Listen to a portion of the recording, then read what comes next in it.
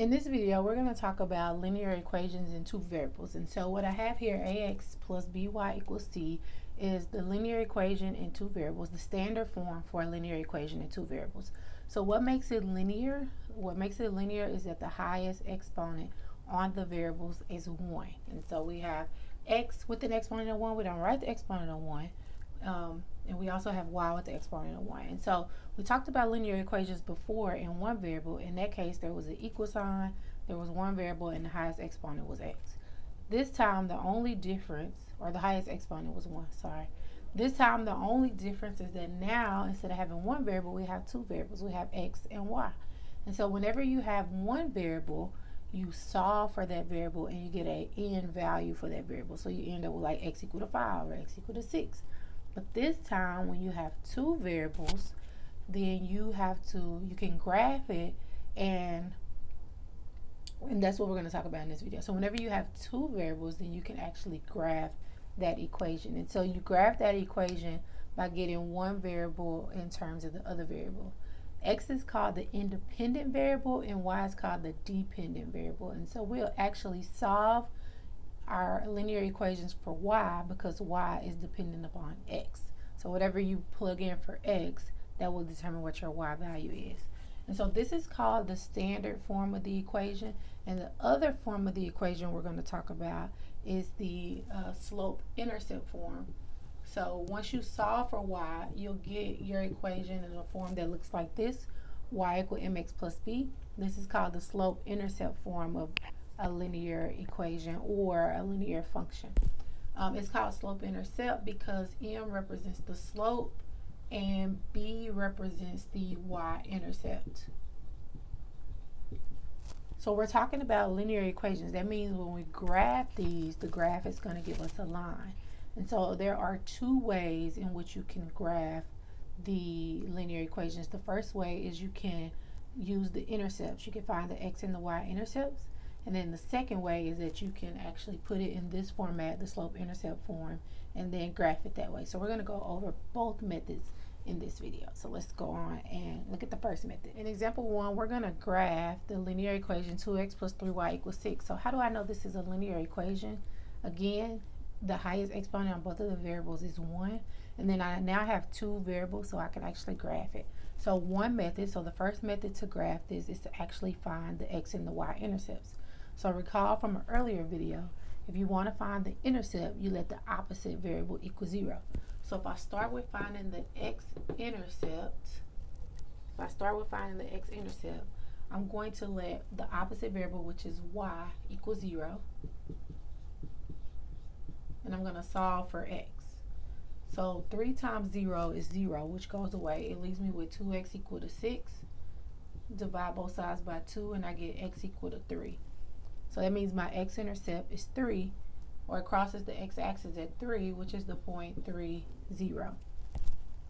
And then if I find the y-intercept, I'm going to let the x variable equal 0, because you let the opposite variable equal 0.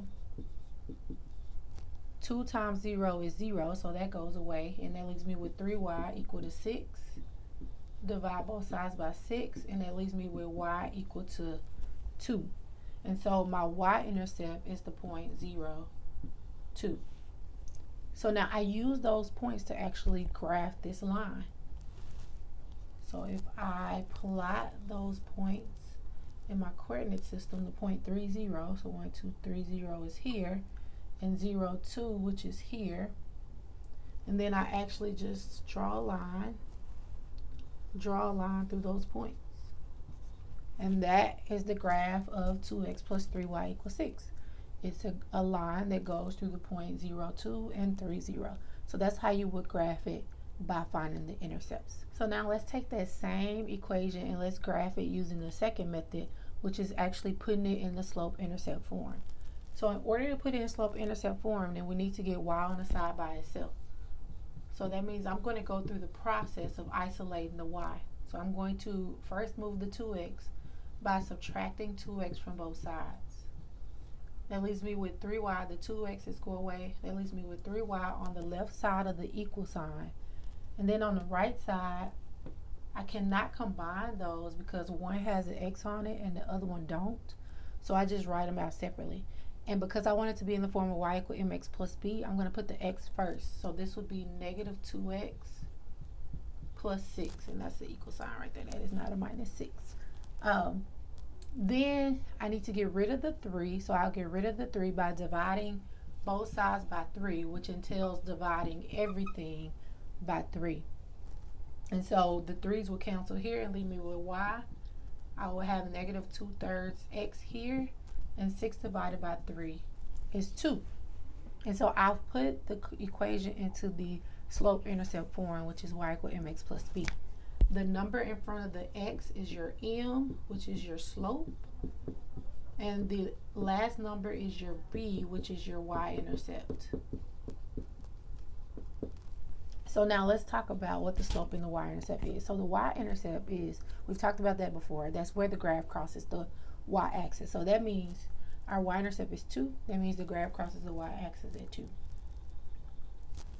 Now the slope is a measure of how steep the line is. So slope tells you how steep the line is, and it's equal to rise over run. So when it's in fraction format, that's how much you rise to get from one point to the next and how much you run to get from one point to the next. So since my slope is negative 2/3, that means from this y-intercept, I would rise 2, but since it's negative 2, I will actually go down 2, and I will run 3 in a positive direction. So go over 3. So from this point, I went down 2 and to the right 3, and that's because my slope is negative 2/3, and so that gives me a second point, and I just draw a line through those points. And that's the same line as we had when we did it earlier. It was just getting to it using a different method. So the first method was graphing it by using the intercepts, and this method was graphing it by putting the equation in the slope-intercept form and using the slope and the y-intercept to actually graph it. Okay, now you take a moment and see if you can graph this equation. You can use either of the two methods, finding the intercepts, or you can put it into slope-intercept form. So pause the video and see if you can find it. So I'm going to show you how to do this one using the second method, putting it in y-intercept form, because to get y by itself is really simple. All I need to do is move the 2x to the other side. So I'm going to add 2x to both sides, and that leaves me with y equal to 2x plus 4. Once you have it in slope-intercept form, then you identify your slope. So our slope is always going to be the number in front of the x. So our slope is 2, and then identify your y-intercept, which is b, which is 4. So you start by plotting your y-intercept. So that means it crosses the y-axis at 4. And then you use your slope to get another point. Now, if your slope is not in fraction form, then you put it in fraction form by writing it over 1. So that's 2/1. So that means my slope is 2/1. That means I rise 2 and I run 1 to get to the next point. So rise, go up 2 from this point, 1, 2, and go over 1. And you can continue in that pattern, but 2 points is really sufficient. But if you want, you could find a third point by going up 2 more and over 1. And you could just keep going. And then you draw a line through those points, and that is your graph. So you could get that same line by finding the intercepts, the x and y intercepts. So this was graphing this equation by putting it in slope-intercept form. So you may also get a linear equation that is not in two variables, and in this case you're either dealing with a horizontal or a vertical line. So if you get an equation of the form x equal a, where a just represents some number, then that is the graph of a vertical line. And if you get the equation of the form y equal b, where b is just some number, then that is the graph of a horizontal line. For example 2, we want to graph x equal to -3. So since this is an equation, it only has one variable, and it's x equal to a number, then that's the form of a vertical line. So this would be a vertical line through the x value of -3. So remember, this is my x-axis, this is my y-axis. So go to -3, which would be here. -3 would be here on the x-axis, and draw a vertical line through x equal to -3. And so that would be the graph of x equal to -3. So x equal to any number is a vertical line. In example 3, we want to graph 2y equal to 4. And so this one also is an equation that only has one variable, and that one variable is y. So it is almost in the form of y equal to a number, but it's not exactly in that form. So we can put it in that form. We can put it in that form by solving for y, getting rid of the 2. So dividing both sides by 2, and that gives us y equal to 2. And so now, since it's of the form y equal to a number, that is the form of a horizontal line. And so what I do is I go to 2 on the y-axis. So here's 1, here's 2. And then I draw a horizontal line through that point. It's not straight, it's a little wobbly, but imagine that's a straight line. And so that would be the graph of y equal to 2. So anytime you have an equation of the form y equal to a number, that's the graph of a horizontal line. This is how you graph linear equations, linear functions, and you have 2 special cases, your vertical and your horizontal lines. If you have any questions about graphing these lines, please include them in the comments below. And also, if you haven't already, make sure you hit that subscribe button and hit the bell, because I have a ton of more videos to drop, and you will get a notification when I drop them. So thanks for tuning in.